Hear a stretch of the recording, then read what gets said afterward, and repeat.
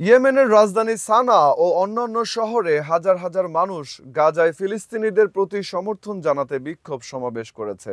ইসরায়েলের সামরিক অভিযানের প্রতিবাদে এই বিক্ষোভের আয়োজন করে হুতি বিদ্রোহী গোষ্ঠী, যারা গত কয়েক মাস ধরে ইসরায়েলি জাহাজ লক্ষ্য করে মিসাইল হামলা চালিয়ে আসছে। সমাবেশে অংশগ্রহণকারীরা ফিলিস্তিনি পতাকা ও ইয়েমেনের পতাকা বহন করে এবং ইসরায়েল ও মার্কিন যুক্তরাষ্ট্রের বিরুদ্ধে স্লোগান দেয়। হুতি নেতা আব্দুল মালিক আল হুতি এক ভিডিও বার্তায় বলেন, গাজায় ফিলিস্তিনিদের ওপর ইসরায়েলের গণহত্যার বিরুদ্ধে আমাদের সংগ্রাম অব্যাহত থাকবে।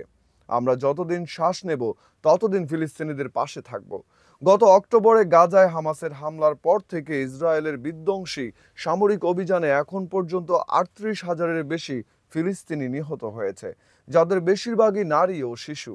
এই পরিস্থিতিতে ইয়েমেন ছাড়াও বিশ্বের বিভিন্ন দেশে ইসরায়েলের বিরুদ্ধে প্রতিবাদ চলছে।